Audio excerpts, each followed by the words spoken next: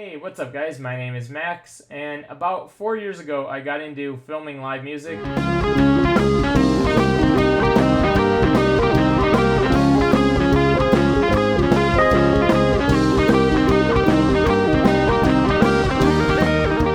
Ever since then, I feel like I've learned a lot about it, and I wanted to share some of that information with you guys. So in today's video, I'm going to be talking about the setup / artist communication, and I'm going to be talking about the equipment that I use, and I'm going to be talking about how I actually shoot it and some of the different techniques you can use. So let's talk about the setup / artist communication. So first things first, you'll want to figure out your setup. So by that, I mean you're going to walk into the venue or the space that you're working in, and you want to see where you can be stationed on your camera, where your other cameramen can be stationed, and where you can have even a third or fourth camera set up.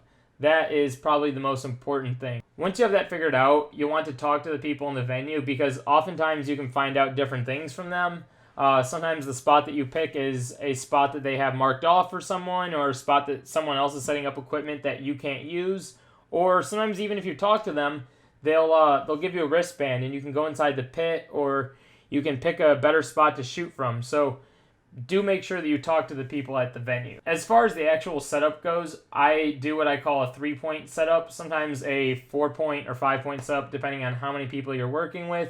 But basically, I always make sure there's a camera in the back of the room that can capture the audience plus the entire stage that is running the entire time of the show. And then what I'll do is I'll have another cameraman close to the stage on stage left, and then I'll have another one on stage right.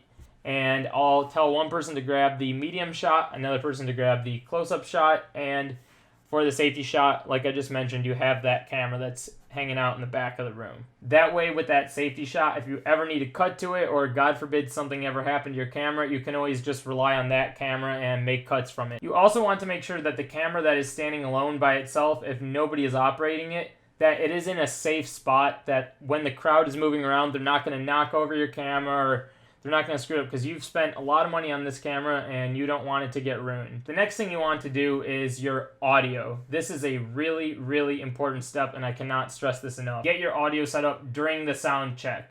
The reason I say that is because what artist wants to hear their show back to some terrible camera audio? So you want to make sure that you introduce yourself to the audio guy and let him know what you are there to do, and let him know that you spoke to the artist. And sometimes they'll even need the artist to talk to him, which is totally fine, because if you're there filming, the artist obviously will already know you're filming a show, and you'll be able to get approval that way. So I usually bring 2 XLR cables with me, because I will ask that audio guy for a stereo feed.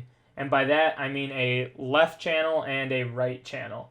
And this is very important to the set sounding really nice, because if there's only one channel, it'll be a mono feed, and that probably won't sound that great. So having that stereo feed always sounds really nice. You also want to make sure that if you are using a Zoom, that your room audio mic is attached and that you are running that, because if you can get room sound and you can mix the left and right sound all in one track, it will sound really good. And that is what I do for all the shows that I film. One thing about audio is you want to balance out your levels so that the audio doesn't peak. Now, the way you can do that is, I don't have this on right now, but this thing will have levels running. You'll see 2 of them going up and down, and then your third one will be going if you have the room sound running. And you just want to make sure that those levels are not peaking. So if they're going into the red, you'll know it's peaking. I think I usually keep it between like -10, -12, and that's usually like a safety zone for me. But it all depends on how loud the band is, or depends on a lot of different things. But just make sure that your levels are not peaking. The next thing you want to do is talk to the artist. This might sound kind of silly, but you want to find out what they want filmed. So sometimes they'll only want certain songs filmed. Sometimes they don't want you to film the whole set. You got to find out what you can film and see if they have any restrictions of their own. Sometimes they'll say like, oh, I have a bad side, make sure you don't shoot on that side, or they'll say different things like that. Or sometimes when you're talking to the artist, they'll actually give you permission to shoot on stage, which is really nice if that happens. So always talk to the artist about your camera setup, because sometimes you'll find out that there are additional spots that you can shoot from that they'll give you permission to do that you didn't know about, or sometimes they'll tell you that you actually can't be where you had planned to be. So Don't miss that step either. All right, so camera equipment. This is where you can kind of use different equipment depending on what cameras you have and who's working with you. So the camera equipment that I use is the Canon C100 Mark I. I own 2 of those, and the third camera I always have as someone else's camera, or sometimes I'll even rent a third C100. The reason I picked the C100 is because I know that that camera can continuously run for up to 2 hours, and I really like that because if an artist is playing a show for 2 hours, I can trust that camera to be running the entire time in the back of the room, and I can trust that my camera will be running the entire time too. I also like that because when it comes time to edit, I know that those 2 cameras together will sync up perfectly, and it'll make my editing job a lot easier. I also really like how sharp those cameras are and how well they handle low light for shows. One other thing that I didn't mention is you want to make sure that the colors look the same on all the cameras. So if I have 2 C100s and I have someone else there shooting with a Sony, I'll always look at their camera to make sure that those colors on their screen look similar to mine. And if they don't, I'll have them shooting flat so that in post when I edit, I can at least match the colors on all the cameras.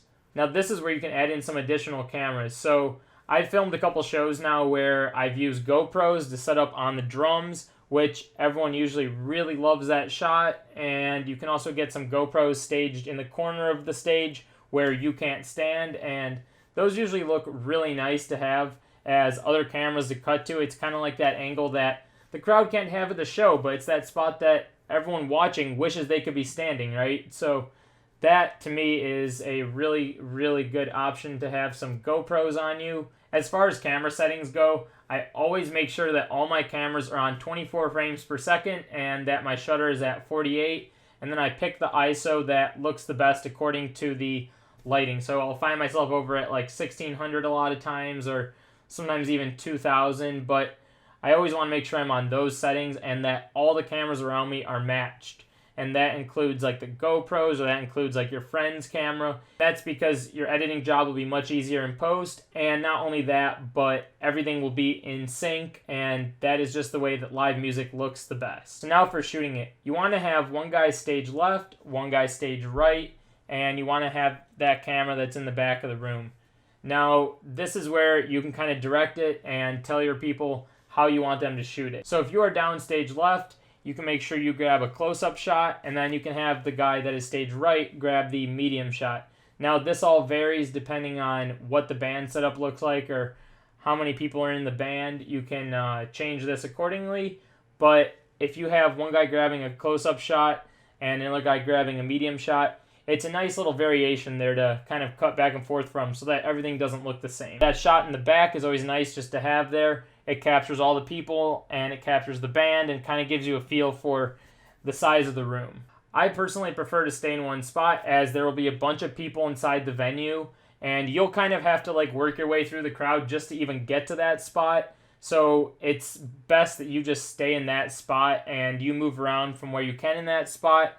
Now, in some cases when you do have more room, then sure, go ahead and move and adjust, but try to stay in one spot mainly, because the more you move around, that's less time that you have to actually cut your shot and use it for the video that you're making. As far as shooting direction, this is a rule of thumb that I tell everyone that I shoot with, and I follow this exact rule too. I always tell everyone the 15-second rule, or sometimes I'll even say 10 seconds. By that, I mean that you always want to make sure you are filming someone for at least 15 seconds before you adjust your shot and move over to the bassist or move over to the drummer or whoever else is playing. You want to have 15 seconds steady on one person so that if another camera is moving, you can cut back to your shot. I always tell everyone that, and I always keep that rule of thumb for myself just because sometimes it's hard to tell how much you can move around depending on like who's playing or what you're hearing the most. So that way when you're editing in post, you can at least kind of like feel that sense of safety that that shot is going to be there that you can cut to from another shot at another point in editing. Once you get done shooting, this might sound kind of obvious, but you want to go right back to the audio guy and you want to get your recorder back. One thing that I always do is just listen to the audio afterward to make sure that it didn't peak throughout the show. So I'll just listen to it for about a couple minutes, make sure it's good. I guess another piece of advice here is always try to have an audio guy or someone that knows a lot about audio that you can contact, because God forbid that something happened with the audio, they'll have a way of being able to like fix up your audio, or at least make it sound better than what might have happened if the audio does get screwed up. But yeah, that's just the worst case, so I hope that doesn't happen to you, but if it does, at least you have an audio contact that you can reach out to that will help you kind of clean up that audio. Alright, well that's it for this video, and if you guys enjoyed this video, be sure to subscribe to my channel. I'm going to be making some more videos once we can go back to shows, where I'm going to be going behind the scenes with artists, and I'm going to be taking you guys through my setup at different venues across Chicago, and kind of getting more in depth with some techie stuff and different things I do at shows. So stay updated for that, and I'll talk to you guys then.